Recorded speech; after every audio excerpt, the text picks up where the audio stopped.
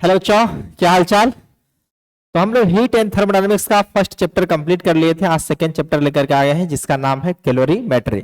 इसके अंदर हम लोग पढ़ने वाले हैं खास करके मेजरमेंट ऑफ हीट। तो इसका डेफिनेशन ही है, हम लोग बाद में देख लेंगे। उसका डेफिनेशन होता है कि ये इस टाइप में क्या होता है कि अगर किसी बॉडी के अंदर हीट है, अगर वो एक्सचेंज हुआ किसी और बॉडी के पास या सराउंडिंग के पास हुआ है, तो इस टाइप का जो हीट का एक्सचेंज होता है इसका स्टडी को हम लोग कहते हैं कैलोरीमेट्री के अंदर ही स्टडी करते हैं।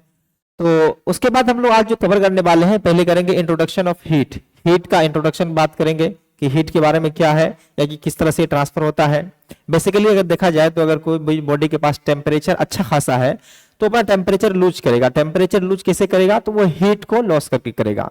तो इस टाइप की प्रॉपर्टी को ही हम लोग हीट कहते हैं। उसके बाद है मैकेनिकल इक्विवेलेंट ऑफ हीट। इसके बारे में हम लोग बात करेंगे।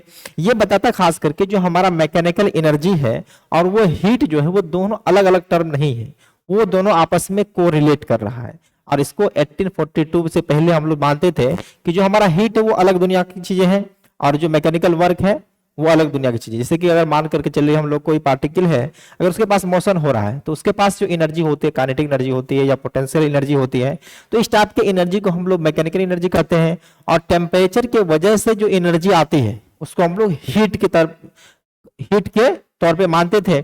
और इन दोनों को पहले अलग अलग स्टडी किया जाता था। तो बाद में जेम्स जूल, जिसके नाम पे ही हम लोग यूनिट पढ़ते हैं एनर्जी का, जूल जैसे होता है, तो उन्होंने ये 1842 में बहुत सारे एक्सपेरिमेंट किया था और ये प्रूफ कर दिया था कि जो हमारा हीट है और जो मैकेनिकल एनर्जी है दोनों एक ही टर्म है, बस इंटर रिलेट कर दिया आपस में, इसका भी काम खत्म हो गया। और उसके बाद कुछ टर्म है स्पेसिफिक हीट और हीट कैपेसिटी, इसको भी हम लोग समझेंगे। उसके बाद है वाटर इक्विवेलेंट ऑफ सब्सटेंस, ये क्या है इसको भी हम लोग आज कवर करेंगे। तो पहले आते हैं कैलोरीमेट्री क्या है। तो कैलोरीमेट्री का डेफिनेशन देख करके हम लोग बात कर लेते हैं। ये करेंगे process of measurement of heat exchange. कहने का मतलब हीट एक्सचेंज जो हो रहा है between body and system is known as calorimetry. यानी कि हीट का एक्सचेंज जो होती है उसका मेजरमेंट हम लोग जब करेंगे या उसके बारे में जो पढ़ेंगे तो इस टाइप के चैप्टर को ही हम लोग कैलोरीमेट्री कहते हैं। और हीट क्या होता है इसके बारे में तुम जानते हो कि हीट एक टाइप का एनर्जी है। जब कभी भी टेम्परेचर डिफरेंस होगा तो एनर्जी का ट्रांसफर होगा हाइयर ऑब्जेक्ट से, मतलब हाइयर टेम्परेचर से लेकर के लोअर टेम्परेचर पर। अगर हम फॉर एग्जाम्पल के तौर पर बात करें कि अगर ये हमारा रूम है, इस रूम के अंदर हम एक चाय का कप लेकर के आ जाए, मतलब टी का एक कप लेकर के आ जाएंगे, तो शुरू में देखते हैं उसका टेम्परेचर ठीक ठाक होता है। कुछ देर के बाद वो टेम्परेचर घट करके रूम के टेम्परेचर के ही बराबर हो जाता है।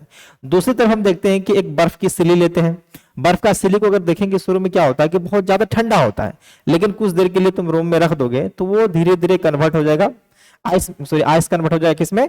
वाटर में। और उसका टेम्परेचर भी रूम टेम्परेचर के बराबर ही होता है। तो दोनों सिचुएशन में हीट का ट्रांसफर हुआ है। एक ने हीट को लॉस किया है या लूज किया है, दूसरा ने हीट को गेन किया है। और ये इसलिए ऐसा हुआ कि टेम्परेचर दोनों का डिफरेंस था। अगर रूम का टेम्परेचर और बॉडी का टेम्परेचर अगर सेम रहता तो किसी तरह का हीट एक्सचेंज यहाँ पे नहीं होती। लेकिन चाय वाले केस में अगर तुम देखो तो ज्यादा टेम्परेचर था जिसकी वजह से वो अपना हीट को लूज किया। और बर्फ की सिल्ली की बात करें हम लोग तो उसका टेम्परेचर लो था तो वो हीट को गेन किया, जिसकी वजह से उसका टेम्परेचर राइज हुआ और फिर से रूम टेम्परेचर पे आ गया है। तो इस टाइप की प्रॉपर्टी जो होती है ट्रांसफर ऑफ हीट, वो टेम्परेचर डिफरेंस की वजह से ही होता है। तो इसके बारे में कुछ बातें लिखे हैं, इसको भी देख लेते हैं। हीट क्या, the energy that being transfer between two bodies या adjacent part of the body. जैसे कि जरूरी नहीं है कि वो दो बॉडी के बीच में ही हो, कभी कभी होता है कि एक ही बॉडी, जैसे कि हमारे पास में देख लो कि ये छोटा सा, इसको स्टाइलर्स बोलते हैं। अगर हमारे पास में एक रॉड होता और रॉड कंडक्टिंग रॉड, अगर उसका एक एंड को हम हीट करते हैं तो एक एंड को जब हीट करते हैं तो यहाँ पे हम हीट कर रहे हैं, लेकिन देखता है कि इसका दूसरा एंड भी धीरे धीरे गर्म होना स्टार्ट हो जाता है। तो इस सिचुएशन में क्या हुआ कि एक पार्ट से दूसरा पार्ट की तरफ जो हीट का ट्रांसफर हुआ है, अब ये भी तो ट्रांसफर हो रहा है। तो यही कह रहा है कि the energy that is being transfer between two bodies, दो बॉडीज के बीच तो होता ही होता है, and between adjacent part of the body as a result of temperature difference. बताए ना कि जब भी टेम्परेचर डिफरेंस होगा तो हीट का ट्रांसफर होता है। Heat is a form of energy, जैसा कि हम लोग जानते हैं कि हीट क्या है, एक एनर्जी का ही फॉर्म है। जिस तरह से मैकेनिकल एनर्जी है उसके अंदर काइनेटिक पोटेंशियल पढ़ते हैं, उसी तरह से हीट भी एक एनर्जी है। कारण कि it is energy in transit whenever temperature difference exist. कारण कि एनर्जी ट्रांजिट करेगा, मतलब ट्रांसफर होगा, तब जब टेम्परेचर का डिफरेंस प्रेजेंट होगा तब कारण कि heat follows from hot object to the cold object. तो अब यहाँ पे हम दो ऑब्जेक्ट लिए हैं, जैसे कि देख लो कि ए लिए हैं और बी लिए हैं, और ए का टेम्परेचर को हम लोग टी ए माने हैं और बी का टेम्परेचर को टीबी माने, और ये सिंबल को देख करके तुम बता ही सकते हो कि टेम्परेचर ए का ज्यादा है और टेम्परेचर बी का कम है। तो जो ए बॉडी है उससे हीट निकलकर बी बॉडी की तरफ जाएगा। तो यहाँ पे हम दिखा दिए एरो कि ये हीट एक्सचेंज हो रहा है ए से बी की तरफ। क्यों हो रहा है? तो ए का टेम्परेचर क्या है, ज्यादा है, और बी का टेम्परेचर जो है वो कम है।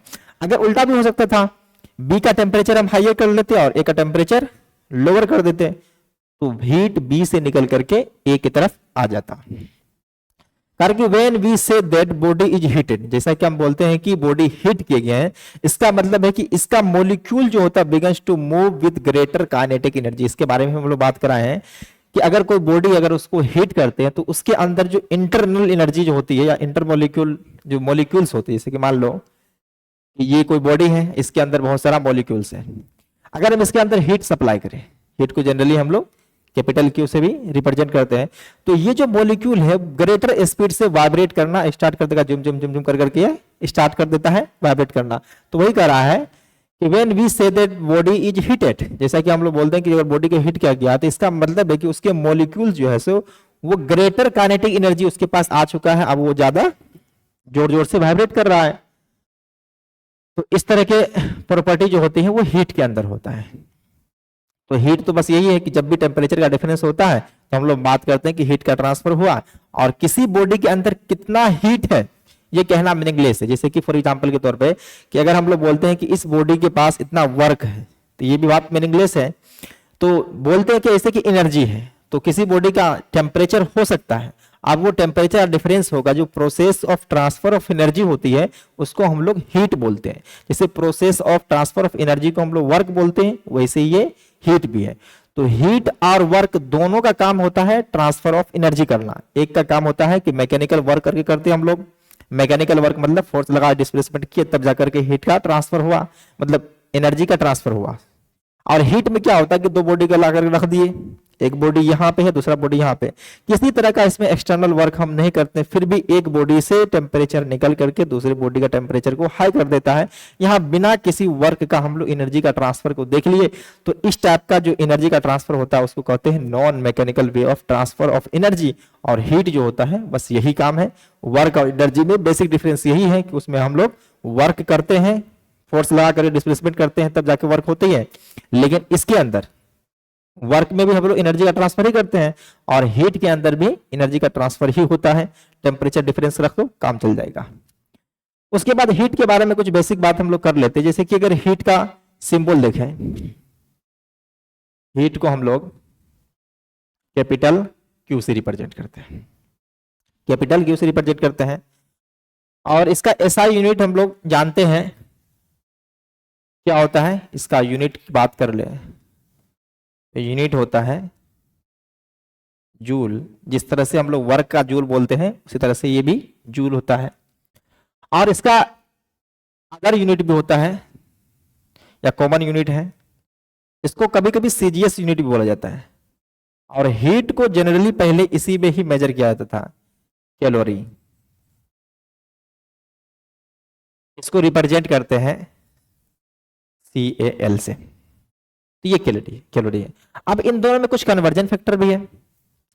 अगर हम बात कर ले कि 1 कैलोरी एनर्जी जो होती है वो होता है 4.186 जूल के बराबर, लेकिन अप्रोक्सीमेटली हम लोग जब कैलकुलेशन करते हैं तो इतना ना लेकर के हम लोग ये करते हैं, बोलते हैं कि 1 कैलोरी एनर्जी जो है 4.2 जूल के इक्विवेलेंट है। मतलब 1 कैलोरी एनर्जी को जब हमको एसआई यूनिट में कन्वर्ट करना होता है तो उसको हम लोग 4.2 से मल्टीप्लाई कर देते हैं और ये हमारा कन्वर्जन फैक्टर मिल गया। अगर देखा जाए तो 1 कैलोरी जो 1 कैलोरी यूनिट है, 1 कैलोरी यूनिट है, इसका एक स्टैंडर्ड डेफिनेशन भी है, स्टैंडर्ड डेफिनेशन भी है, इसका स्टैंडर्ड डेफिनेशन है। अगर देखो तो जे मेन में ये क्वेश्चन पूछा हुआ खास करके कि 1 कैलोरी जूल को कैसे डिफाइन करेंगे। तो 1 कैलोरी जूल को स्पेसिफिक डेफिनेशन ये दिया गया है कि हमारे पास अगर 1 ग्राम ऑफ वाटर है, उसका टेम्परेचर 14.5 डिग्री सेल्सियस से लेकर के 15.5 डिग्री सेल्सियस तक टेम्परेचर को इंक्रीज करने में जो हमें हीट की रिक्वायरमेंट होती है 1 एटीएम प्रेशर पे। अगर हम लोग देख लेंगे जो नॉर्मल टेम्परेचर प्रेशर जो होते हैं 1 एटमॉस्फेरिक प्रेशर होता है जिसको 1 पास्कल के बराबर कहते हैं। तो 1 कैलोरी हीट जो होती है इसका डेफिनेशन अगर देखें तो 1 कैलोरी हीट को कैसे डिफाइन कर सकते हैं, the amount of heat required to increase, इसको लिख सकते हैं the amount of heat required to increase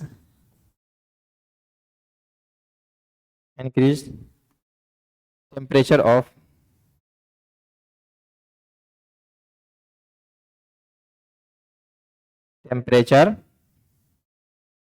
of 1 gram of water from 14.5 degree Celsius to 15.5 degree Celsius at 1 atm pressure. 1 atm,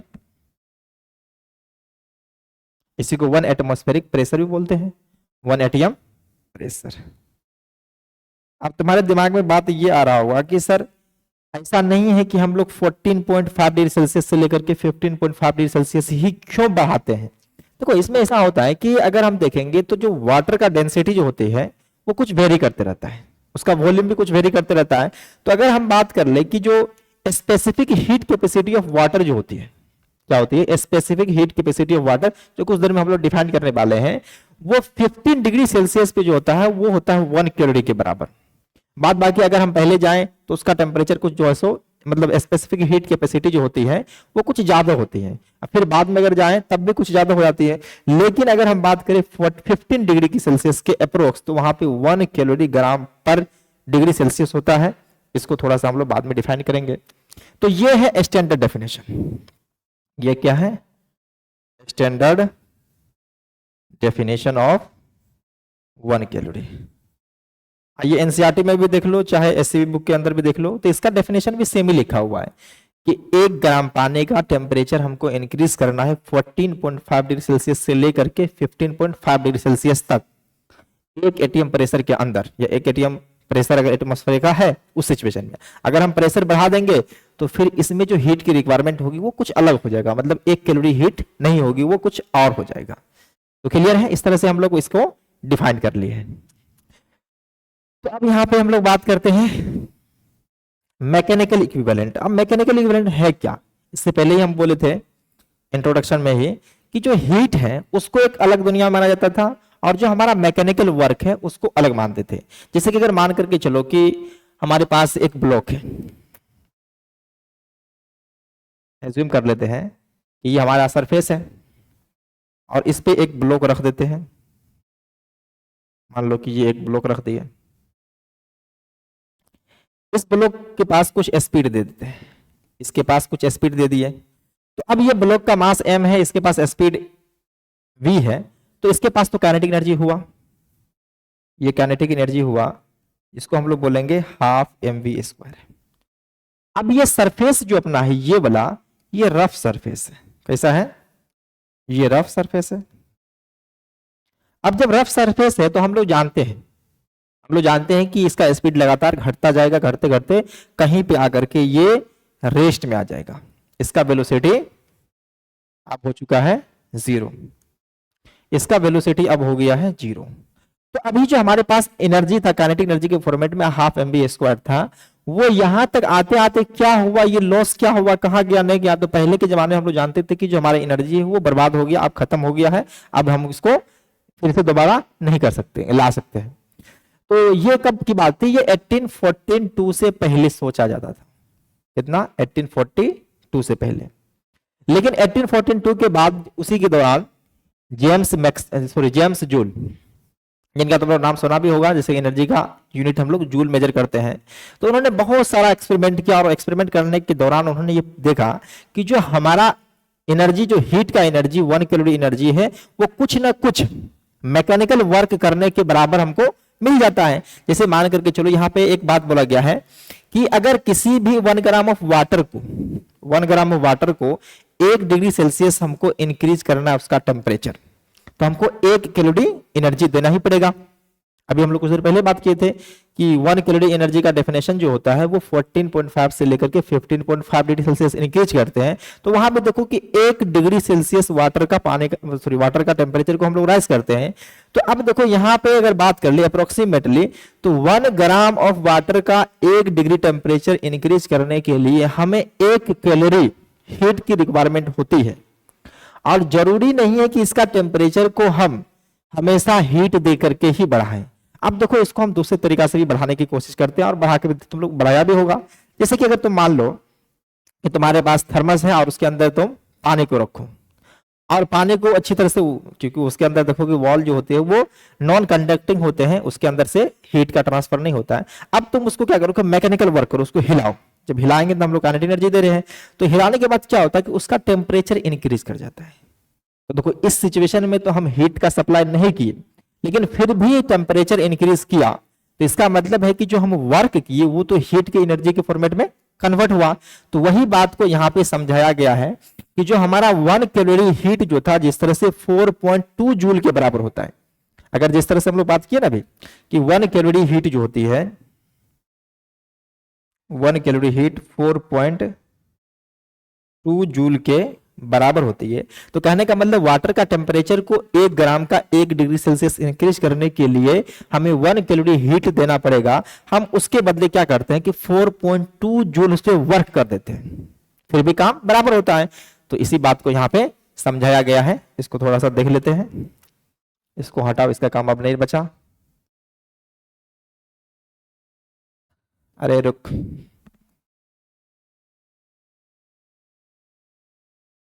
कहा बात, भागने का निशान, इरादा नहीं कहा, अरे बाबा आ गया।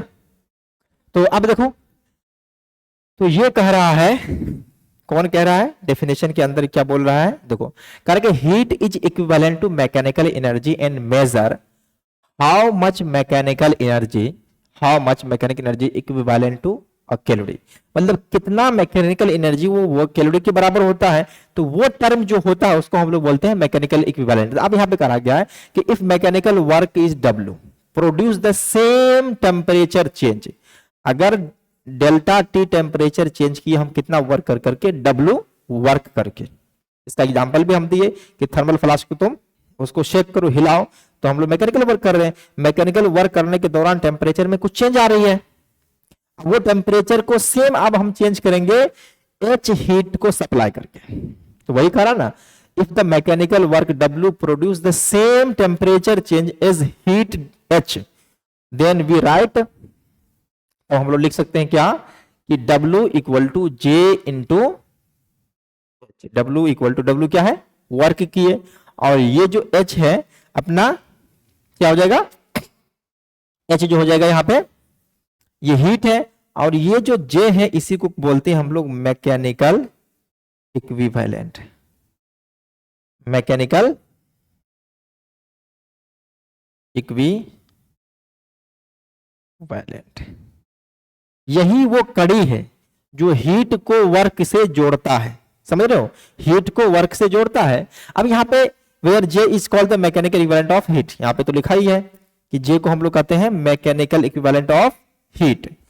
तो कह रहा कि the value of G gives, देखो वैल्यू ऑफ J जो देता है वो गिव्स देता है how many joules of mechanical work is needed to temperature of 1 gram of water by 1 degree Celsius. इसको हम लोग पहले ही बात किए थे।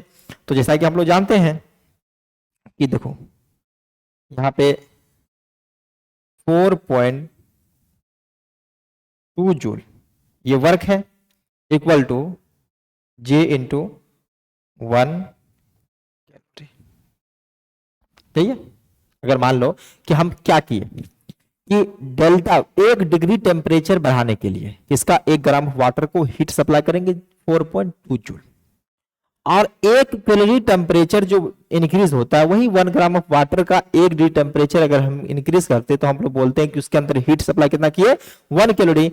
तो अब यहां से अपने को देखो जे का वैल्यू मिल जाएगा, जे का वैल्यू अगर देखोगे तो 4.2 जूल पर कैलोरी आ जाएगा, यहां से 4.2 जूल पर कैलोरी। आगे देखो ये 4.2 तो एग्जैक्ट वैल्यू होता नहीं है, इसको हम लोग 4.186 को अप्रोक्सीमेट कंसीडर कर लेते हैं।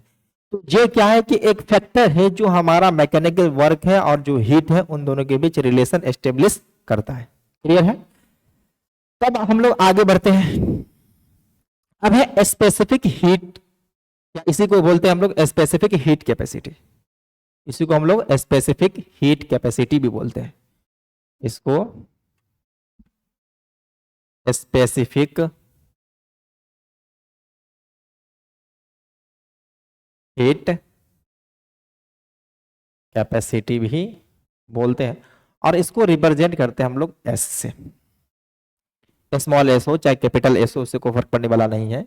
तो ये क्या कहता है, वो ये कहता है कि specific heat of the substance is equal to heat gain और release by that substance, heat gain और release by that substance to raise और fall is temperature by 1 degree Celsius for unit mass of substance. कुछ पढ़ लेने पड़ा, चलो हम समझाते पहले। उस डेफिनेशन को समझने से पहले हम तुम्हें कुछ इस तरह से बताते हैं कि ये अपना एक सब्सटेंस है जिसका मास m है। क्या ये सब्सटेंस है? इसके अंदर हम हीट सप्लाई कर रहे हैं। क्या कर रहे हैं? हीट सप्लाई कर रहे हैं। मान लिए कि डेल्टा क्यू हीट सप्लाई की और उसका टेम्परेचर राइज कर गया है कितना? Delta T. ये हमारे पास कोई ऑब्जेक्ट था जिसका मास m है, उसका हीट उसके अंदर हम क्यू सप्लाई किए हैं, डेल्टा क्यू सप्लाई किए हैं, तो उसके अंदर जो टेम्परेचर में चेंज आया है डेल्टा टी आया है। तो हम यहां से स्पेसिफिक हीट जो बोले हैं तुम्हें वो बोले हैं डेल्टा क्यू, या सिर्फ क्यू बोल सकते हैं इसको। ऐसा करो ना, इसको क्यू ही बोलते हैं, इसको हम लोग डेल्टा क्यू नहीं बल्कि हीट जो सप्लाई किए हैं उस अमाउंट को बोल देते हैं कैपिटल क्यू। और अब बताते हैं कि जो स्पेसिफिक हीट होती है वो होता है क्यू एम डेल्टा टी। अब इस बात से तुमको समझेंगे, समझ में आएगा। करा कि एक कोई सब्सटेंस लो जिसका यूनिट मास, क्या कोई सब्सटेंस है जिसका यूनिट मास का टेम्परेचर राइज या फॉल कराने के लिए जो हमें एनर्जी देना पड़ रहा है या उससे जो एनर्जी रिलीज, तो को टेम्परेचर को इंक्रीज करना है तो हमें हीट देना पड़ेगा। तो वही करा है कि specific heat of substance is equal to heat gain. समझो बोले हीट गेन मतलब हीट को गेन किया है, gain that substance to raise temperature by 1 degree Celsius. अब देखो ये 1 डिग्री सेल्सियस में राइज किया है, ये यूनिट मास लिए थे, एम का वैल्यू कितना हो जाएगा? 1 हो जाएगा। तो जो हीट सप्लाई हम लोग करेंगे वो तो स्पेसिफिक हीट के बराबर ही हो जाएगा। तो कह रहा कि जो स्पेसिफिक हीट जो किसी सब्सटेंस का वो होता है कि जिसे हम हीट गेन या जो रिलीज होती है 1 यूनिट मास का टेम्परेचर 1 डिग्री चेंज करने के लिए, चेंज मतलब गेन भी करना है या फॉल भी करना है, तो वही जो कहलाता है हमको स्पेसिफिक हीट। जैसे इसको एग्जांपल के तौर पे समझो कि हमारे पास एक 5 kg वाटर है और एक जगह 1 लीटर वाटर है, दोनों में हीट सेम सप्लाई की, तो क्या दोनों के अंदर हम लोग सेम हीट सप्लाई किए, दोनों का टेम्परेचर क्या सेम फॉल होगा, सॉरी इंक्रीज करेगा? तो नहीं होगा, इसलिए कि एक में ज्यादा क्वांटिटी और एक में कम क्वांटिटी है। इसको तुम प्रैक्टिकल लैब में इसको घर पे भी यूज कर सकते हो कि पहले थोड़ा पानी लो उसको गर्म करो, तो देखोगे कि अगर सेम बर्नर है और सेम गैस है, गैस स्टोव है, तो उसके अंदर जो हीट का सप्लाई होगा वो लगातार सेम रेट से हो रहा है। तो कुछ देर टाइम दो, जब कुछ टाइम देने के बाद जो उसके अंदर हीट हुआ है उसकी वजह से जो टेम्परेचर रेज किया है, पहले कम वाटर लो उसके बाद फिर ज्यादा लो, तो दोनों में फर्क देखोगे। तो ये डिपेंड करता है कि किसका मास कितना है। अगर यूनिट मास ले लेंगे तो सेम टेम्परेचर इंक्रीज करने के लिए जो हमें हीट सप्लाई करना पड़ेगा वो बराबर होगा। तो ये जो टर्म है इसको ही हम बोलते हैं स्पेसिफिक हीट, और इसका हम लोग ऐसा यूनिट अगर देख ले, ये क्या है? Specific heat capacity. इसको हम लोग पहले ही बोल दिए हैं, तो चलो लिख ही देते हैं। इसको कहते हैं स्पेसिफिक हीट कैपेसिटी। क्लियर है? अब देखो ये डिपेंड करेगा नेचर ऑफ मटेरियल पे। कहने का मतलब है कि अगर वाटर है तो उसको एक यूनिट टेम्परेचर को इंक्रीज करने के लिए यूनिट मास लेंगे तो 4.2 जूल चाहिए एनर्जी। ये स्पेसिफिक हीट होता है तो 4.2 जूल चाहिए। अगर हम बात कर ले कॉपर को, जैसे कि हमारे पास वाटर है, यहां पे ले लिए वाटर है और यहां पे ले लिए कॉपर है। अगर स्पेसिफिक हीट अगर बात कर ले HW फॉर वाटर तो ये होता 4.2 जूल। और इसका कॉपर का बात कर ले, स्पेसिफिक हीट ऑफ कॉपर जो होता है वो 0.4 जूल। यहां से इसका यूनिट भी लिख सकते हैं हम लोग। देखो यहां से यूनिट क्या लिखेंगे, तो इसका पहले तो डिपेंड करता है नेचर ऑफ मटेरियल पे,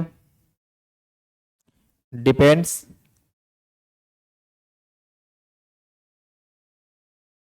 नेचर ऑफ मटेरियल। ये मटेरियल का कैसा नेचर है, वो वाटर है चाहे कॉपर है या सिल्वर है या आयरन है, तो हर तरह के मेटल के लिए स्पेसिफिक हीट कैपेसिटी अलग अलग होता है। ये बुक वगैरह में दिया भी रहता है, तुम उसको जाकर के देख लोगे। लेकिन यहाँ पे घबराने की बात नहीं है, क्योंकि जब भी हम लोग क्वेश्चन सॉल्व करेंगे तो क्वेश्चन के दौरान स्पेसिफिक हीट जो होता है वो दिया रहता है। अब इसका एसआई यूनिट अगर हम देखें यहाँ से तो एसआई यूनिट को आराम से निकाल सकते हैं। तो हीट का होता है जूल, मास का ग्राम या केजी होता है। अगर हम एसआई यूनिट की बात करें तो इसको रखेंगे केजी में, इसको डिग्री सेल्सियस या पर केल्विन भी कह सकते हैं। तो यहां से हो गया इसका जूल पर केजी पर डिग्री सेल्सियस, या पर केल्विन भी बोल सकते हैं, पर केल्विन भी बोल सकते हैं। या तो इसी को, अब तुम कहोगे सर इसके अंदर ही घुसेड़ेंगे आप, तो कोई माफ करना मेरे भाई, थोड़ा सा यहाँ पे करना ही पड़ेगा। जूल पर ग्राम पर डिग्री सेल्सियस, समझ गया? तो इस तरह से हम लोग यहाँ पे लिखेंगे। तो ये जो जूल ग्राम पर डिग्री सेल्सियस है, ये भी जूल ग्राम पर डिग्री सेंटीग्रेड है। तो अब यहाँ पे बात समझ रहे हैं कि वाटर है, वाटर का हीट कैपेसिटी और जो कॉपर है उन दोनों का हीट कैपेसिटी अलग अलग है। तो वाटर को गर्म करने के लिए हमें 4.2 जूल एनर्जी देना पड़ेगा। 1 ग्राम वाटर की बात कर रहे हैं, उसका 1 डिग्री टेम्परेचर चेंज करना है तो हमें एनर्जी देना पड़ेगा 4.2 जूल। अगर यहीं पे देख ले कॉपर के पास, तो कॉपर को ज्यादा एनर्जी देने की जरूरत नहीं है, वो 0.4। अगर इसका देखा जाए तो लगभग 10 टाइम्स अप्रोक्सीमेट ले तो 10 टाइम्स एनर्जी हमको वाटर को ज्यादा देना पड़ता है उतना ही टेम्परेचर को रेस करने के लिए, या उतना ही हीट हमको ज्यादा देना पड़ता है। तो देखते हैं कि जो वाटर जो होता है उसको गर्म करना थोड़ा सा मुश्किल होती है विद रिस्पेक्ट टू किसी मेटल को, क्योंकि उस वाटर का अगर हीट कैपेसिटी देखें तो ज्यादा है, ज्यादा होने की वजह से उसको ज्यादा हीट की रिक्वायरमेंट होती है सेम टेम्परेचर को इंक्रीज कराने के लिए। क्लियर है बात? तो अब इसी तरह से उल्टा भी है, अगर इसका टेम्परेचर को फॉल कराना है तो उसका एनर्जी भी ज्यादा, 4.2 जूल एनर्जी उससे निकलेगा तब जाकर के उसका 1 डिग्री टेम्परेचर चेंज हो पाएगा। तो वाटर को हीट करना भी थोड़ा टाइम लगेगा, उसमें एनर्जी ज्यादा सप्लाई करना पड़ेगा और उसको ठंडा होने में भी टाइम लगेगा, क्योंकि उससे ज्यादा एनर्जी निकलेगा तब उसका टेम्परेचर फॉल होगा। तो वाटर का हीट कैपेसिटी ज्यादा है इसलिए। लेकिन किताबों में जो लिखा होता है अब इस तरह से लिखा होता है, देखो जो किताबों में लिखा होता है उसको भी हम लोग कर ही लेते हैं, ऐसा नहीं इसको छोड़ेंगे। हीट कैपेसिटी के बारे में फुल इंफॉर्मेशन तुम्हें पता चल गया है। ये है heat capacity equal to Q by M delta T। तो आप देखो इसी बात को हम यहां से ले आते हैं। तो कह रहा कि अमाउंट ऑफ, देखो यहाँ पे कह रहा कि व्हेन बॉडी इज हीटेड, कह रहा किसी बॉडी को हम हीट कर रहे हैं, heated it gains heat when body is cooled. When body is heated, जब हीट करते हैं तो हीट को गेन करता है, gain heat. When the body is cooled तो हीट को लॉस्ट करता है, जब ठंडा करते हैं तो हीट को निकला, जब गेन किए मतलब गर्म किए तो हीट उसके अंदर गेन हुआ। तो कह रहा था गेन और loss of heat is directly proportional to the mass. तो यहाँ पे पहला बात तो ये कहा गया है कि डेल्टा क्यू जो होगा वो डायरेक्टली प्रोपोर्शनल टू मास होगा। उसके बाद कह रहा कि change in temperature of the body, दूसरा क्या कर रहा है, directly proportional to change in temperature of the body. Delta Q जो होती है वो directly proportional to change in temperature, delta Q direct to change in temperature.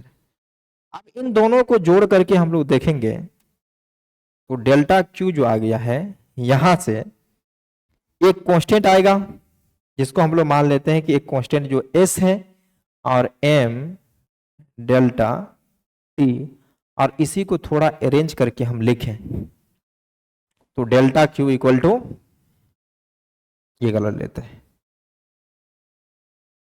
Delta Q equal to M S delta t। और ये formula भूलने लायक नहीं है मेरे भाई, इसको बहुत ही अच्छी तरह से तुम्हें याद रखना पड़ेगा, क्योंकि इसका इस्तेमाल करके हम लोग ढेर सारे क्वेश्चंस को निपटाएंगे। अब यहाँ पे सारा टर्म के बारे में हम लोग जानते हैं, टोटल टर्म जो है उसको जानते हैं। ये जो है हीट सप्लाई है, डेल्टा क्यू क्या है, हीट सप्लाई है। एम क्या है, मास ऑफ द बॉडी, जितना ज्यादा मास को रखेंगे उतना ज्यादा हमको हीट देना पड़ेगा, सेम टेम्परेचर को चेंज करना है तो। उसके बाद ये है स्पेसिफिक हीट और ये चेंज इन टेम्परेचर है। इसके बारे में लिखने की क्या जरूरत है। अगर मान करके चलो कि अभी तो देख लिए कि जो हमारा जो जनरली जो स्पेसिफिक हीट होते हैं, अगर थोड़े मोड़े चेंज इन टेम्परेचर करें, मतलब 10 डिग्री 20 डिग्री 25 डिग्री करें, तो उस सिचुएशन में जो अपना स्पेसिफिक हीट होते हैं वो कांस्टेंट होता है। क्या होता है, वो कांस्टेंट होता है। लेकिन जब वेरी वेरी लार्ज टेम्परेचर में चेंज करते हैं तो ये जो स्पेसिफिक हीट कैपेसिटी है वो वेरी करने लगता है।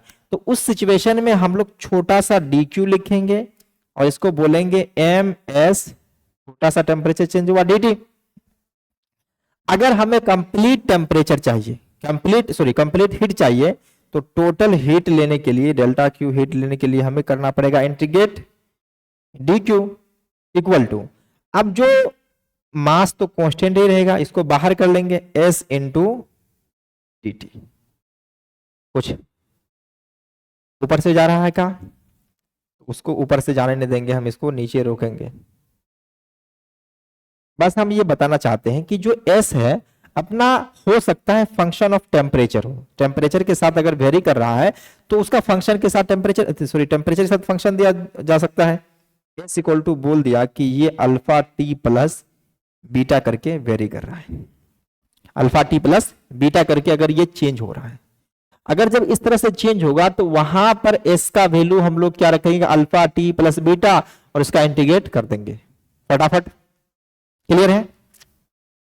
तो इस तरह से हम लोग बात कर लिए। तो इस पे क्वेश्चन करें, इसको क्वेश्चन, चलो इस पे क्वेश्चन हम लोग कर ही लेते पहले। तो चलो ये क्वेश्चन है, ये क्वेश्चन है, इसको देखो। करा के कॉपर क्यूब ऑफ मास 200 ग्राम, क्या है 200 ग्राम का कॉपर क्यूब है। स्लाइड दोनों, रुको ये क्वेश्चन नहीं है जी, ये वाला क्वेश्चन है, ये क्वेश्चन है। हालांकि उसको भी हम लोग करेंगे, ऐसा नहीं कि नहीं करेंगे, लेकिन अभी हम इसको कर रहे हैं, अभी हम इसको कर रहे हैं। करा एक lead ball 25 degree Celsius is drop from the height 2 kilometre, it is heated due to air resistance and it is assumed that all of its kinetic energy is used in increasing the temperature of the ball if a specific heat of the lead is joule 126 joule KG पर degree Celsius दिया हुआ है। तो ये जो दिया हुआ है एसआई यूनिट में है, तो इसको हम लोग कन्वर्ट कर लेंगे। तो अभी रहने दो एसआई यूनिट में, तो एसआई यूनिट के अंदर ही रहने दो। Find the final temperature of the ball. अब देखो यहाँ पे हम लोग पहले भूल जाते हैं कि इसके अंदर क्या होने हुआ। अगर ये बॉल है, क्या ये बॉल है, अगर ये 2 किलोमीटर के रेंज से नीचे गिरेगा, क्या गिरेगा, नीचे गिरेगा, तो इसके पास हम लोग कंजर्वेशन ऑफ मैकेनिकल एनर्जी लगाते हैं। जो लॉस ऑफ हीट हुआ है, जो लॉस ऑफ पोटेंशियल एनर्जी हुआ, कितना हाइट पे था ये, हाइट का दिया हुआ है 2 किलोमीटर, तो इसको हम लोग 2000 मीटर यूनिट में, ऐसा यूनिट में रखते हैं। तो यहां पे आने के बाद इसका वेलोसिटी कितना होगा, तो इसको हम लोग जानते हैं, अगर ऊपर से फेंके हैं कितना से, 0 से, तो v square equal to u square plus में 2a इंटू एस। इनिशियल तो 0 तक, क्योंकि उसको ड्रॉप किए थे, तो वी स्क्वायर इक्वल टू क्या हो गया, 0 प्लस में 2, ए का वैल्यू 10 ले लेते क्योंकि एक्सेशन ड्यू टू ग्रेविटी होगा, और एस जो अपना है वो क्या है, ये है, इसका वैल्यू 2000। अब यहां से v जो मिल जाएगा अपने को, कितना मिलेगा, ये तो 0 हो गया, तो इसको देखो 2 इंटू 2 इंटू 1 2 3 4। क्लियर है। अब v को जैसे ही बाहर निकालेंगे तो ये हो जाएगा 200 मीटर पर सेकेंड। तो ये अगर 2 किलोमीटर ऊपर से गिरता तो इनके पास इतना स्पीड होनी चाहिए, और इतना स्पीड होने के वजह से इसके पास काइनेटिक एनर्जी की वैल्यू, काइनेटिक एनर्जी हम लोग जानते हैं कि हाफ mv² होनी चाहिए। अब ये जो काइनेटिक एनर्जी वो टोटल कन्वर्ट हो गया हीट में। किस में कन्वर्ट हो गया? हीट में कन्वर्ट हो गया है। ये टोटल एनर्जी किस में कन्वर्ट हुआ है? हीट में। और जिसके वजह से हम लोग जानते हैं कि ms डेल्टा टी, क्या कर देते हैं? ms delta t. और वैसे भी हमको ऑब्जेक्ट का मास दिया नहीं था, देखो मास मास कैंसिल होने वाला है। टोटल एनर्जी किस में कन्वर्ट हो गया है? वो हीट में। अब हीट में जैसे जानते हैं कि हीट कैपेसिटी दिया हुआ है, तो ms डेल्टा टी करके टेम्परेचर को हमको यहां से फाइनल टेम्परेचर पता करना है। तो हम यहां से कैलकुलेशन कर रहे हैं, इस m को खत्म करते हैं, और ये कैलकुलेशन को हम लोग आगे प्रोसीड कर करके देखते हैं कि अब यहां से देखो कि हाफ v², तो v का वैल्यू इतना है, तो ये हो जाएगा 4 पे 1 2 3 4 0 इक्वल टू s का वैल्यू भी दिया हुआ है। और खुशी की बात ये है कि हमारा ये SI यूनिट में ही है। क्या है? SI यूनिट में है। तो 126 इनटू डेल्टा टी, तो डेल्टा टी का वैल्यू यहां से अपने को मिल जाएगा। तो डेल्टा टी इक्वल टू, इसको डिवाइड करो, 2000 डिवाइड बाय 126। अब ये डिग्री सेल्सियस में ही आएगा, इसको डिवाइड करने के बाद कुछ ना कुछ आएगा। अब तो ये चेंज इन टेम्परेचर आया, लेकिन चेंज इन टेम्परेचर को क्या लिखते हैं हम लोग? T final minus T initial, यही लिखते हैं। लेकिन अपने को टी इनिशियल दिया हुआ था, देखो कितना दिया हुआ था? 25 डिग्री सेल्सियस। तो 25 डिग्री सेल्सियस अब दिया हुआ है, तो इस टी इनिशियल को हम इस तरफ प्रोसीड करते हैं, टी इनिशियल को इस तरफ प्रोसीड करते हैं, उसके जगह पे लिखते हैं 25 डिग्री सेल्सियस है। अब प्लस में इसको डिवाइड करने के बाद कितना आएगा हम तुम्हें करके ही दिखा देते हैं, देख लो ध्यान से। इसको हम डिवाइड कर देते हैं, 2000 तो 20,000 डिवाइड बाय 126, 158.73 आ रहा है। तो ये आ रहा है 158.73 डिग्री सेल्सियस। तो यहां से फाइनल टेम्परेचर हमको जो मिला है, बस ये बॉल आप ज्यादा गर्म हो रहा देख रहे हो कि कितना, लगभग 150 से ज्यादा हो गया है। तो ये 0.73 डिग्री सेल्सियस तो रहने ही दो, और इसको अगर डिवाइड करें तो 8 5 13 हो जाएगा, 8 5 13, 5 2 7 1 8, तो 183.73 डिग्री सेल्सियस पर ये टेम्परेचर किसका? उस बॉल का मतलब पहुंच जाएगा। देखो अब ये बॉल देखो ऊपर से, जब देखो इसी वजह होता है, यही वजह होता है कि जब ज्यादा लगातार प्लेन चलती है तो प्लेन क्यों, मतलब जानते हैं कि प्लेन क्रस्ट हो गया या क्रेश हो गया, सॉरी प्लेन क्रेश हो जाता है। तो प्लेन क्रेश होने का मेन रीजन ये है कि लगातार वो चलती है, उसके पास स्पीड होती है, और स्पीड होने की वजह से वो लगातार फ्रिक्शन की वजह से उस पर वर्क होता है, और वही वर्क हीट में कन्वर्ट होती है, और हीट में कन्वर्ट हो रही है, इसका मतलब टेम्परेचर राइज कर रहा है, और टेम्परेचर राइज करते करते इतना ज्यादा टेम्परेचर होता है कि उसके अंदर आग लग गया। तो चलो ये तो क्वेश्चन हम लोग कर लिए, उसके बाद चलते हैं जहां पे हम लोग कहानी खत्म किए थे। अब कुछ कुछ बातें हैं नोट करके, जैसे कि स्पेसिफिक हीट कैपेसिटी के बारे में बात की थी कि उसका यूनिट जो होता है वो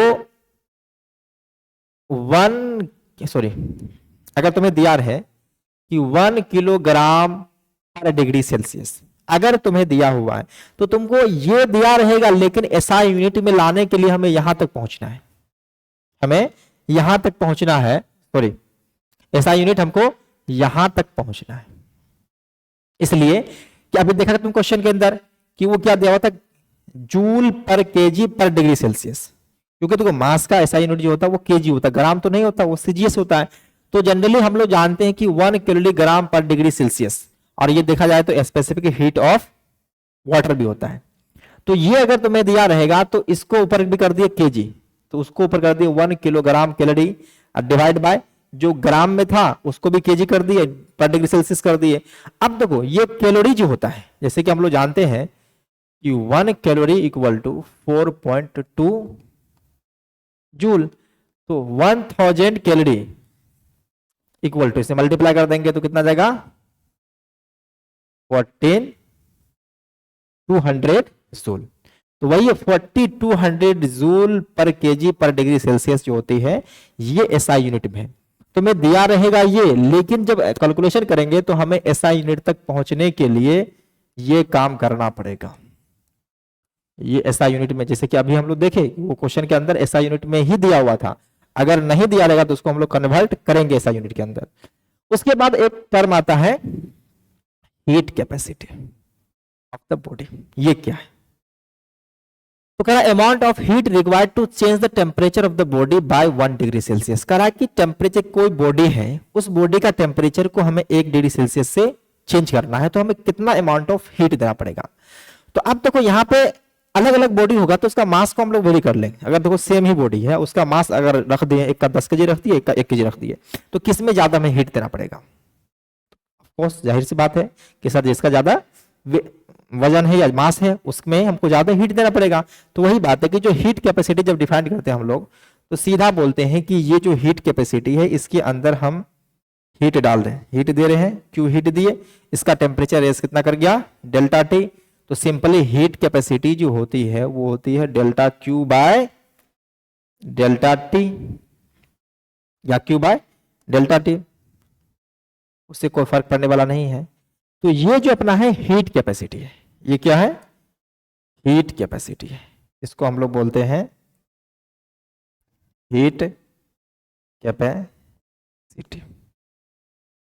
अब ये दो चीजों पे डिपेंड करता है, एक तो किस तरह का नेचर है उस पे भी, और कितना अमाउंट है उसका उस पे भी depends on first nature of substance, nature of substance, और दूसरा अमाउंट ऑफ सब्सटेंस पे भी ये डिपेंड करेगा। अगर मास बढ़ाते जाएंगे, जैसे कि अगर ये मान के चलो कि शुरू में था ये 10 केजी का था, उसमें कुछ हीट दिए तब टेम्परेचर 1 डिग्री सेल्सियस बढ़ा, अब इसको 100 केजी कर दिए, तो अब क्या हो रहा है कि जैसे वेट बढ़ाएंगे, मास बढ़ाएंगे, तो इसमें हीट ज्यादा सप्लाई करना पड़ेगा। अमाउंट ऑफ सब्सटेंस, अगर हम इसका यूनिट देख लें, इसका यूनिट देखें, अगर यूनिट की बात कर लें तो हम लोग ऐसा यूनिट के बारे में बात करेंगे, तो जूल पर ग्राम, सॉरी जूल पर केल्विन होगा। तो इसको हम लोग जूल पर केल्विन भी बोल सकते हैं और जूल पर ग्राम भी बोल सकते हैं। तो अब यहां से जैसे कि देखो डेल्टा क्यू को यहां से हम लिखेंगे, तो डेल्टा क्यू को क्या लिख सकते हैं?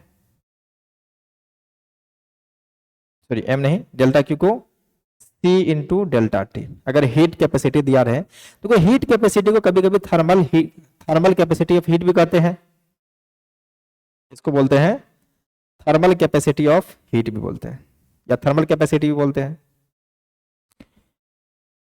इसको हम लोग जो हीट कैपेसिटी है ना, तो इसका दूसरा नाम ये होता है thermal capacity of heat, thermal capacity of heat, या सिर्फ सिंपली हीट कैपेसिटी बोल सकते हैं। तो ये क्या होता है? वही हुआ amount of heat required to change the temperature of the body by 1 degree Celsius.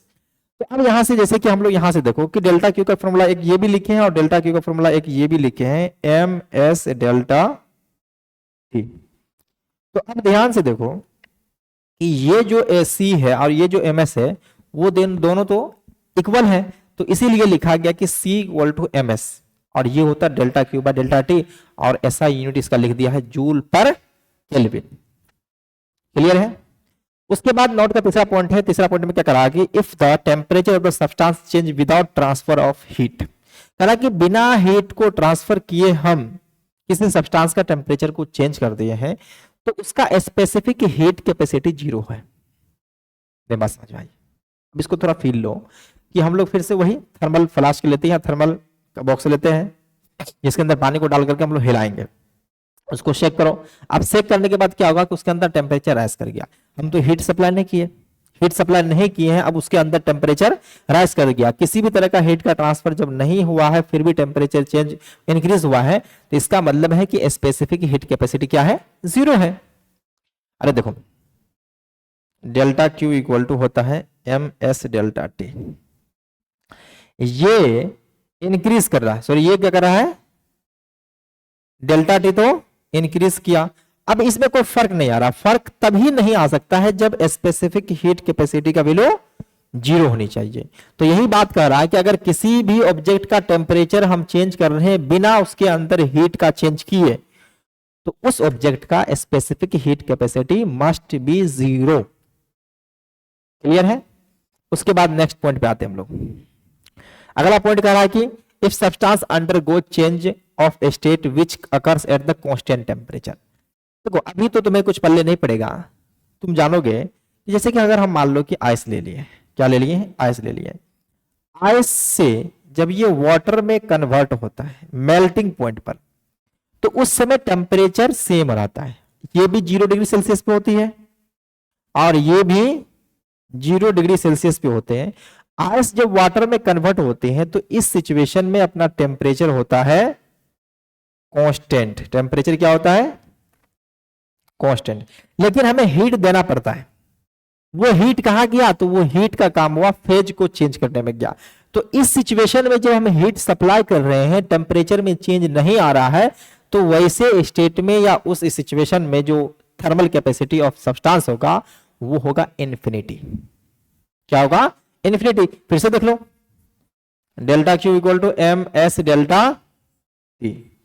अब हमें यहां से एस का value delta Q divide by M delta T ये 0 है तो समथिंग डिवाइड बाय 0 इन्फिनिटी को ही अप्रोच करेगा। तो वही कह रहे हैं कि जब फेज चेंज कर होती है तो सिचुएशन में टेम्परेचर तो चेंज नहीं होता है लेकिन हमें हीट अच्छा खासा सप्लाई करना पड़ता है तो उस स्टेट में जो specific heat capacity of substance होते हैं वो इन्फिनिटी होते हैं। अब देखो कुछ चीजें हमें दिया रहता है डायरेक्ट और कुछ चीजें हमको याद भी करना पड़ेगा। जैसे कि देखो स्पेसिफिक हीट ऑफ वाटर जो दिया हुआ है 1 कैलोरी ग्राम पर डिग्री सेल्सियस दिया हुआ है, ये दिया हुआ एक प्रैक्टिकल यूनिट है। लेकिन हमें जब एसआई यूनिट में कन्वर्ट करना होगा, इसको किस में कन्वर्ट करना होगा? एसआई यूनिट में। तो इसको हम लोग कन्वर्ट कर करके इसको याद ही कर लेते हैं। तो देखो ये कैलोरी को कन्वर्ट करेंगे तो कितना हो जाएगा? 4.2 जूल पर केजी लिखना है। तो देखो ग्राम को केजी में कन्वर्ट करने के लिए 1000 से डिवाइड करेंगे। अगर ये तो हो जाएगा ग्राम पर डिग्री सेल्सियस, ये ग्राम पर डिग्री सेल्सियस ये हुआ। लेकिन ये ऐसा यूनिट तो नहीं है, यहाँ पे केजी आना चाहिए। तो केजी डालने के लिए ग्राम में 1000 से डिवाइड करेंगे। 1000 से डिवाइड करेंगे तो वही 1000 ऊपर जाकर के मल्टीप्लाई हो जाएगा, जिसकी वजह से हम इसको लिख सकते हैं 4200 जूल डिवाइड बाय केजी पर डिग्री सेल्सियस। अब वही आइस का देखो तो specific heat capacity of ice, specific heat capacity of steam equal to जो होता है specific heat capacity of water का हाफ। अगर तुम्हें वाटर का दिया हुआ है, स्टीम का नहीं दिया हुआ है और आइस का नहीं दिया हुआ तो घबराने की बात नहीं है मेरे भाई, उसके लिए करना है उसको हाफ। अगर देखो स्टीम का अगर देखेंगे तो थोड़ा सा कम होता है लेकिन हम लोग उतना अप्रोक्सीमेशन तो लेके चलते ही चलते हैं। तो अगर इसको तुम देखोगे तो ये लगभग कितना हो जाएगा? 2100 जूल पर केजी डिग्री सेंटीग्रेड, और ये भी लगभग अप्रोक्सीमेटली 0.5 कैलोरी मान लिया है तो इसका भी लगभग 2100 जूल पर केजी डिग्री सेंटीग्रेड हो जाएगा। ये कब होता है? 25 डिग्री टेम्परेचर पे, और हम लोग क्वेश्चन के दौरान इसका इस्तेमाल कर ही सकते हैं। ये तो एग्जैक्ट 25 पे होता है, लेकिन हम लोग ऊपर नीचे भी करेंगे। चलो नेक्स्ट है वाटर इक्विवेलेंट। तो वाटर इक्विवेलेंट क्या है? अब देखो वाटर इक्विवेलेंट में क्या लिखा हुआ है, इसको थोड़ा समझो। It is defined as the quantity of water, it is defined quantity of water which require the same amount of heat, same amount of heat which the substance require for the same raise in temperature. अब देखो हमारे पास कोई एक substance है, ये कोई general substance है, इसके बारे में हम कुछ नहीं जानते हैं कि ये क्या है नहीं है, लेकिन इतना तो पता है कि इसका मास मान लिए m है और इसका स्पेसिफिक हीट कैपेसिटी s है। दूसरा है कि एक कंटेनर है, इसके अंदर हम रख रहे हैं वाटर को। अब देखो वाटर को तो वैसे रख नहीं सकते हैं, इसके अंदर हम डाल देते हैं वाटर। ये क्या है? ये वाटर है। इसका मास को हम लोग mw, specific heat of water जो है उसको SW बोल दिए। अब कह रहा है कि इसका टेम्परेचर भी हमको चेंज करना है डेल्टा टी, और इसका भी टेम्परेचर चेंज करना है डेल्टा टी, लेकिन सेम अमाउंट ऑफ हीट दे करके। क्या कर करके? सेम अमाउंट ऑफ हीट दे करके। तो चलो टेम्परेचर को चेंज करते हैं सेम अमाउंट ऑफ हीट दे करके। तो उसको बोल दिए कि भाई डेल्टा क्यू, हीट को चेंज किए हैं किसका? उस सब्सटेंस का, ms डेल्टा टी हो गया। अब वाटर पे आओ, क्योंकि सेम अमाउंट ऑफ हीट दिया है, तो mw into SW into delta T. अब यहां से थोड़ा ध्यान दो तो कुछ नजर आएगा अपने को। क्या नजर आएगा? कि जो डेल्टा टी है और डेल्टा टी है वो दोनों में बराबर है, उसको खत्म करो। तो यहां से m इंटू एस, उस सब्सटेंस, जो सब्सटेंस होगा उसका वाटर इक्विवेलेंट अगर हमको दिया रहेगा तो हम इसको mw इंटू SW बोल सकते हैं। और यहां से देखो, अगर हम चाहें, हालांकि हम इसको एक स्टेप में लिख सकते हैं, लेकिन फिर बाद में हम इसको डिफाइन भी कर देंगे। जो अभी ये टर्म है इसको तुम ढको ढको, लेकिन तुम ये बात जानते हो कि स्पेसिफिक हीट ऑफ वाटर जो होता है वो 1 कैलोरी पर ग्राम डिग्री सेंटीग्रेड होता है। देखो ध्यान से, अरे अभी कुछ देर पहले देखे थे ना, 1 कैलोरी ग्राम पर डिग्री सेंटीग्रेड। तो अगर हमें वाटर इक्विवेलेंट निकालना है तो यहां से mw equal to ms divide by SW, और जैसा कि हम लोग जानते हैं इस s का और इस s का दोनों का यूनिट तो सेम होगा, लेकिन हम न्यूमेरिकली जो बोल रहे हैं mw इक्वल टू ms। कुछ पल्ले नहीं पड़ा, कुछ पल्ले नहीं पड़ा, हम सिर्फ न्यूमेरिकली इसको इक्वेट किए, सिर्फ न्यूमेरिकली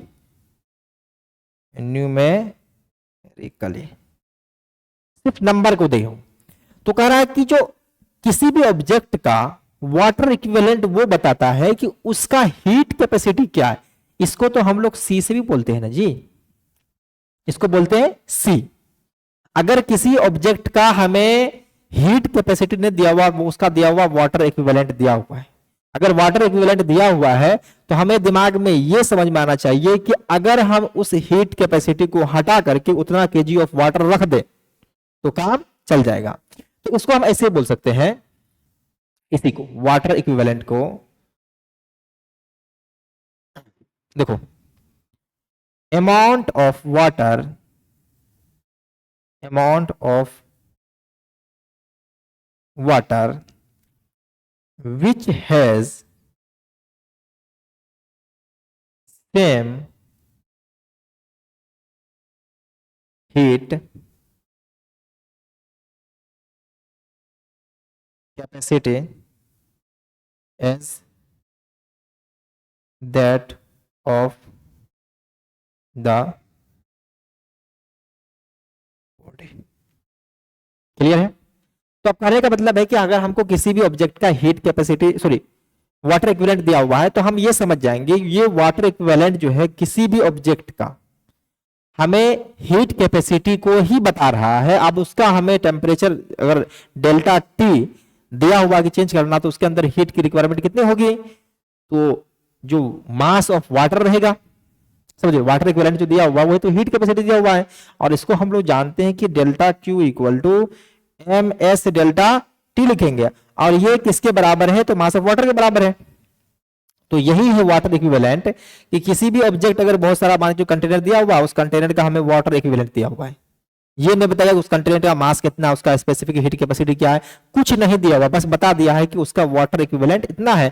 तो हम लोग सीधा मास ऑफ वाटर रखेंगे। अब बात बाकी हम लोग जानते हैं कि इसका स्पेसिफिक हीट कितना है, ये कितना है, वो कितना है, फटाफट कर करके कि देखो यहाँ पे जनरली तो हम m s equal to a mass of water into specific heat of water से मल्टीप्लाई करते थे। तो इसको निकालने के लिए हमें हीट को, इतना जो ड्रामा है इसको हटा करके सिर्फ एम डब्ल्यू लिख देंगे, मास ऑफ वाटर कंसिडर कर लेंगे, और मास ऑफ वाटर कंसिडर कर लेंगे। तो जिस तरह से हम लोग वाटर का टेम्परेचर को राइज करने के लिए जितना टेम्परेचर को मतलब सॉरी हीट सप्लाई करते हैं, वैसे इसको भी ट्रीट करेंगे। क्लियर है, इसको एक बार देख लो, इसको देख लो ध्यान से।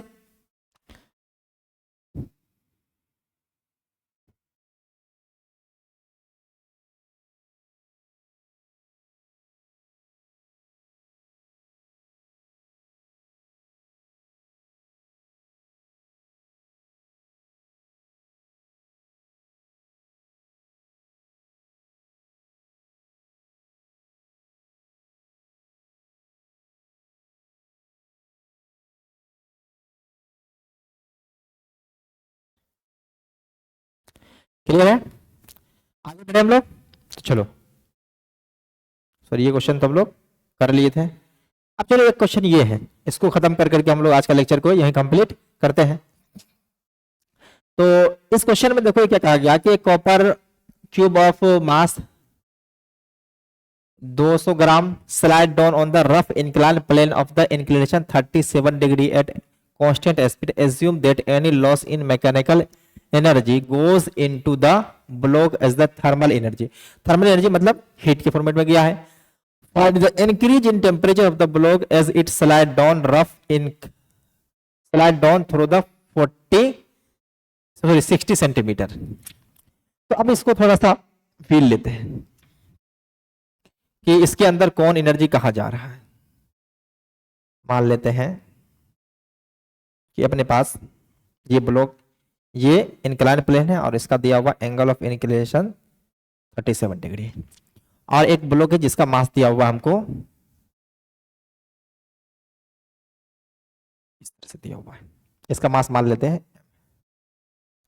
अब ये स्लाइड डाउन कर रहा है, ये v स्पीड से स्लाइड डाउन किया और कह रहा है कि यहां तक जब ये ब्लॉक आया है तो इसका स्पीड v ही रहा है। तो अब देखो यहाँ पे स्पीड तो बढ़ना चाहिए, क्योंकि देखो अगर ये इस हाइट पे है, इस हाइट पे है, तो यहाँ का मतलब मान लेते हैं कि टॉप पे है, तो यहाँ का जो पोटेंशियल टोटल एनर्जी, यहाँ पे जो टोटल एनर्जी है वो टोटल एनर्जी क्या है, टोटल एनर्जी क्या है, काइनेटिक प्लस पोटेंशियल दोनों है। लेकिन जब ये इतना h हाइट नीचे आया तो इसका mgh हाइट, mgh जब देखो कोई भी ब्लॉक को अगर जब नीचे लाते हैं या ऊपर फेंकते हैं तो उसके अंदर जो चेंज इन एनर्जी होता है वो mgh होता है। यहाँ पे काइनेटिक एनर्जी तो सेम है, लेकिन यहां से नीचे तक आने में उसका पोटेंशियल एनर्जी में लॉस हुआ है। तो ये लॉस गया कहां पे, तो ये बता रहा है थर्मल एनर्जी में गया है। किसमें गया है, थर्मल एनर्जी में। तो find the increase in temperature of the block as slide down through the 60 centimetre. तो देखो यहां से लेकर के यहां तक हम करेंगे तो इसके दौरान एक नॉन कंजर्वेटिव या डेसिपेटिव फोर्स लग रहा है जिसको हम लोग फ्रिक्शन बोलते हैं। तो अगर हम चाहें तो यहां से लेकर के यहां तक फ्रिक्शन का वर्क डन निकालेंगे, जो भी फ्रिक्शन का वर्क डन होगा वही हमारा चले जाएगा टोटल थर्मल एनर्जी में, मतलब हीट एनर्जी में चले जाएगा। लेकिन हम इसको अलग तरह से करते हैं, जो हमारा यहां से यहां तक में आने में जो लॉस इन पोटेंशियल हुआ है वही चला जाएगा गेन इन थर्मल एनर्जी। तो इस सिचुएशन में हम लोग सीधा समझते हैं loss in potential energy equal to gain in thermal energy. ये किस में चले गया है, थर्मल एनर्जी में गया है।